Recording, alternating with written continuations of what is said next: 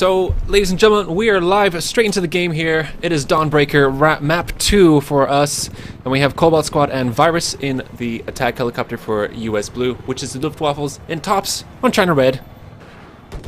And the fight is on for air superiority here. Brano using this building here. Very, very dangerous helicopter team working together here. Yeah, it's going to be interesting to see the impact of the choppers on this map. You know, we talked a little bit about it in the previous channel, but you know, choppers can have a really good impact if you're able to win out on that battle. You can definitely keep the tanks back in their own base. Obviously, you can kill them as well, but that gunner can do some massive damage to infantry players. And a really good chopper team doesn't necessarily, I mean, if you get the opponent chopper down, you don't necessarily have to have, wow, look at the push. Look at the push right now coming in for Cobalt, as he's looking for Brano, but no, Brano's gone. He's going to go ahead and try and get to the other side of the map. And very interesting moves coming out very early on in this match. Yeah, and Brano was in a good position there next to that building by Echo, with Zero being able to do the gunner work and stop any sort of push onto Echo objective. But we do, needless to say, no superiority belonging to anyone yet. It's a little bit of poking and prodding. They're trying to eye each other up and figure out who is going to be making the first move. Yeah, as we saw earlier, Cobalt being very aggressive, but Brano just, I don't know if it was awareness or him just simply wanting to change position there. But Echo is the only flag belonging to tops, and Delta is going to be in their control. But let's see to Cobalt Squad getting a couple of shots on him, doing okay, half health, but one TV missile, one well-placed TV missile from Zero could bring him down. And Brano and Zero are in the same situation. But we can look at the tank here. We have Santa pushing up onto Charlie objective to stop this majority hold for Waffles, but he is staying alive. We got Weasel laying down a couple of slams right next to him, going to throw a grenade down. Is this going to be the end of Santa? And it was! A frag taking out the tank. Yeah, fantastic play right there. I mean, that is a very, very important play.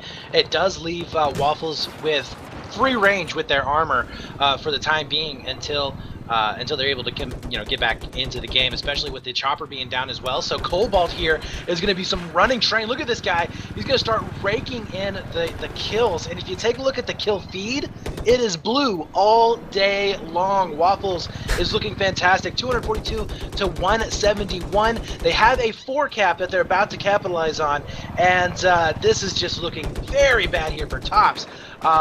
Do want to point out though, guys, China's side is generally the harder side to play in this particular map, so not too surprising to see a dominant play coming out from Waffles. But I mean, this dominant this early on, come on, we've seen what, 10 tickets now drained off of Waffles, and that's it. And we have Brano here from tops on Bravo objective, but with Virus, it's going to be very difficult for him. There he is. He's been spotted. His squad mate has been taken out. Hogut is dead, and that is another kill for them. Actually, it was Lodrim who picked up that kill there from quite a distance with the AEK. And we even have a push here from Waffles. It's Lycid on Echo objective going for that 5 cap. Very, very dangerous situation for tops right now. And if they get control of this Echo building, it's such a difficult building to clear out. And I mentioned this, and we always mention it. This building is one of the main reasons why the China team has a hard time. You get this building, you can stop vehicles pushing out. You can lock onto that helicopter straight away and make him be in a very defensive and on the back foot from the get-go. And look at this roof control. Waffles keeping the high ground. They can easily parachute down to Charlie and Delta. They're on the hotel, and now they're going to respond to Delta being contested by tops. Yeah, it's by no means easy to do, but the best counter that I have seen for a very aggressive team going in for that Echo side on the US team, basically you flip the map. The most successful teams that I've had, especially for 10v10s on this map when they're playing Chinese sides, are like, you know what, we'll keep Echo for as long as we possibly can, but as soon as they start losing that flag, they're like, all right, you have Echo. You can keep it. It's too much trouble to try and defend. We're going to go for Charlie, Bravo, and Alpha. We're going to flip the map on you guys. And because those flags are relatively open, once you get them capped, it's pretty easy to hold on to them, especially if you get control of the armor, which can do some massive damage there onto that B side, that top side in that lane. But at the moment, it's just not looking like Tops is able really to do much of anything in terms of just kills. They need to get some kills underneath their belt.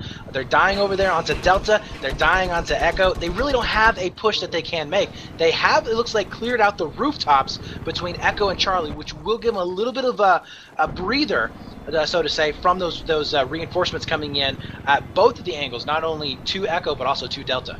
But look at this. We don't even see the helicopter taking off right now. It has respawned, but Cobalt is in such a good position to instantly remove that threat. And look at Virus's score. He's going 23-0 in an 8 game. This is amazing work going in from these two guys, and I'm surprised. I thought Braino and Zero would put up a bigger challenge to Cobalt, and unfortunately I missed the moment when that helicopter was taken down for Tops. But they are stuck, and they do have a big squad bomb on Charlie, but with 15 tickets remaining and Waffles only losing, well, yeah, 20 tickets, not even, it's going to be a solid victory. Yeah, and you know, it's really funny too, because, you know, we were talking about how well Tops did in that previous map, and, you know, it's really going to be tough to see, maybe the second map. But no, Waffles basically were like, hey, casters, you have yet to see us really come out and play, and they showed us. I mean, they showed us what we could do. That was a 13-minute game. I mean, a fantastic job there. They're 235-0. Basically a unbeatable score. I mean, I highly doubt that we're going to be seeing Tots being able to come out and match that. And you know, while it is absolutely possible for them to do that, look at the scoreboards right now. They are struggling so hard to get any kind of kills. They just weren't winning their battles. They lost their armor early on, which is a huge handicap. I mean, you can kind of get by with no air. There are places you can kind of be where it's a little bit harder for the chopper to kind of get to you. But if you lose that armor that's on the ground and you have no way of really mass pushing on some of these flags, it's pretty much over. And that's what we kind of saw there. I mean, once that tank went down, it was like that was the last straw that broke the back, and it absolutely did. We saw a 4-cap coming out on the back end of that. They pushed in onto Echo. They pretty much just had Tops pinned in the one flag the entire map, and you know, they're basically like, you know, hey, come at me, bro. Let's go. Let's go. Yeah, bro, Chacho. 235. God. The new word from you, I absolutely love, bro, Chacho. You should trademark that. Yeah, bro, Chasco. Bro, Chasco. But I mean, and another like plot twist we could say is that this is the choice of Tops. This is Tops' choice. They were like, we got Dawnbreaker. We can do this. And yeah, Waffles were like, nope, we got this instead. And if Tops do not turn this around and win on the US side this map, then we will go into the tie-breaking round, which will be interesting, because then I mean, it's always nice to have close games and to see how far things can go. But let's have a look here. The last map will be Siege of Shanghai.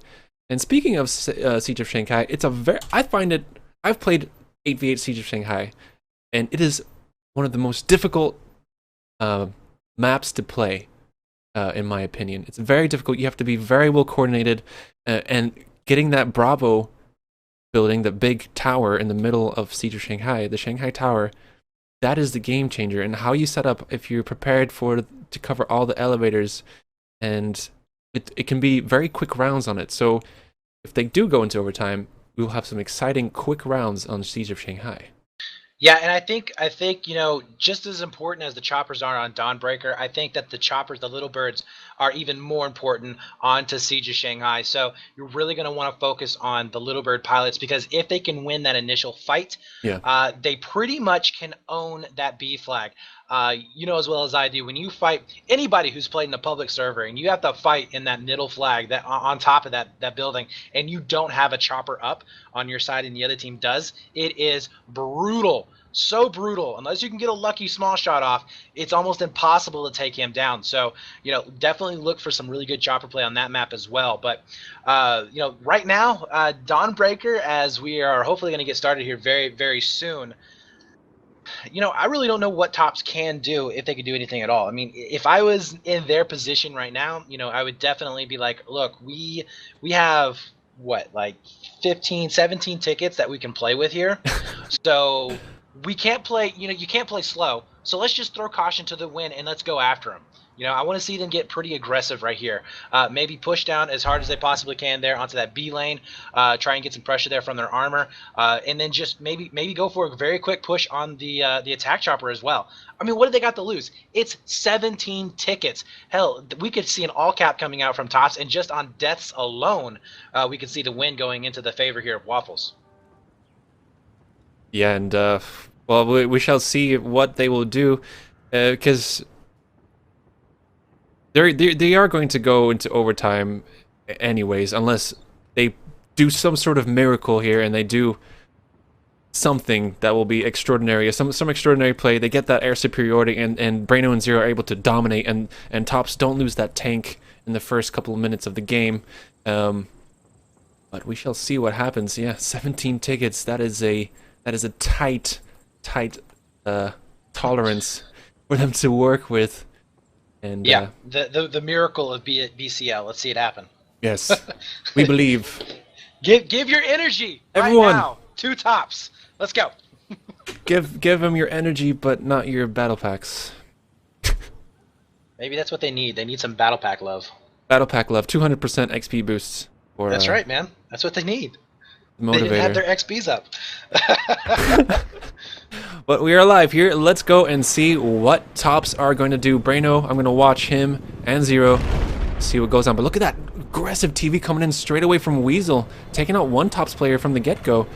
That quad bike is not going to be going anywhere anytime soon. But let's go into Zero's perspective, and there we go. The TV missile going for the tank instead, trying to engage NKS, who's in the tank now. And that tank is down. And the helicopter is down as well for Waffles. And now it is up to the helicopter crew to clean up everything, make sure that no flags are lost. The China team has lost 0 tickets due to no respawns coming in, but there it is, one going down right now, and now it is a tied match. Or maybe we could see this happening. Bravo, Charlie, and Alpha. Alpha being contested right now, but there is Santa in the tank to try and snuff out this push onto the objective.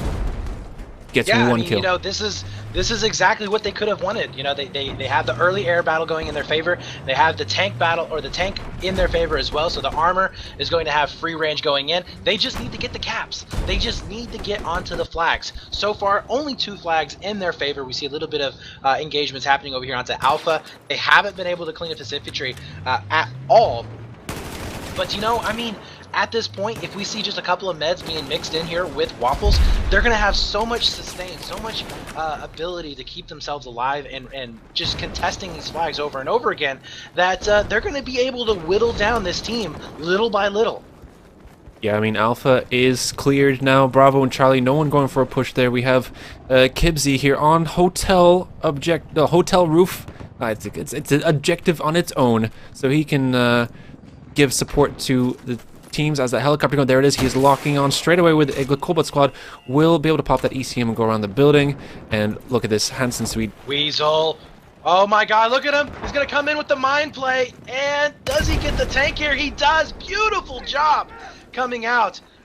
That right there is just MVP work going down, taking out the armor single-handedly, and now this is a much more even playing ground that we're going to be having. 244 to 211 for cap coming because of that Echo flag, but it's really going to be interesting to see where the infantry players are now going to be playing in. This chopper, though, is doing so much damage. Braino, he's looking out for blood. He's mad from that first round. Yeah, bloodthirsty Germans. Yeah, Braino and Zero are German players. Braino's a very, very good helicopter player. I believe he does compete in Aces High Tournament. So that is, you know, good practice from 2v2s. So they are prepared to do these air battles between the enemy team assets. We do have NKS here stuck on Echo objective with a big presence of Tops players. We got 4 Tops players on that Echo point. It's going to be very difficult for Waffles to try and weed it out. But Hogild getting duked there with a refrag coming in from Lodrem, and even getting a revive. But let's see how things are looking. 3-4 flag hold. But we do have a push with a quad bike. It is Weasel going on to Alpha objective. But Tops playing it smart, actually having one guy stay behind on Alpha objective, getting a good couple of shots onto Weasel. But Weasel just manages to weasel away and get into cover on Alpha objective. Yeah, he is going to be down quite a bit here in terms of health, but he's forcing back infantry players. They have to deal with him, and that's going to be taking what, 2 guys? No, we did see a spawn coming in. Yeah, so they are going to be able to burn this into their favor, and with no armor spawning in just yet for tops, it's going to be a little bit more difficult in order to take care of that flag. But we are potentially here going to be seeing a 3 flag burn coming into the favor of Waffles, and if that does tick on over, it's going to be game over. 236 tickets. 1 ticket is all we have really to prevent a straight up tie in this map. 2 tickets before Waffles takes the win. Yeah, the bleed will come to play if that alpha objective gets good. Oh, it's just about to be capped there. Santa stopping Weasel from doing anything, but the spawn coming in, and that flag will get capped, and that will start the bleed. Oh, but he does take them out. He stops that flag from being capped. They're clinging on. They have their nails. They're scraping the walls with their, but see, as we were talking about in the map number 1 at the very beginning, there's more to Conquest than just getting the bleed. Look at the spawns. Look at the scoreboard. Half of the team, more than half of the team now, is dead, and they can't spawn in, because if they do, they lose the tickets. And now just down to the tanker here in order to make a play. It is all going to be over. C flag ticking on over. There's the 234. GG's being thrown out. Fantastic game coming out from tops. I mean, they showed that they do have the potential on this map. Unfortunately, they just weren't able to make it come back there into the first round. And now we go to a tiebreaker map of Siege. Yes, indeed. Right, there you have it, ladies and gentlemen. Some exciting plays coming in for this bronze match here. Let's go to the desk and see how things are looking. Oh, fantastic. Hey, Brett, how's it going, buddy? You're on Skype. It's all amazing and beautiful. Hey. And, yeah. So, welcome, guys. Thank you so much for tuning in. We're going to take a quick break here before we move on to the tiebreaker round, which, as Brett said earlier, is going to be Siege of Shanghai. And we'll be excited to see who will play this. Will be interesting to see who is going to win this and get that 3rd place. And of course, at 9 o'clock Central European time, we do have the finals between Nafu and Rave. So don't go anywhere. We'll be right back with Map 3, the tie-breaking round on Siege of Shanghai.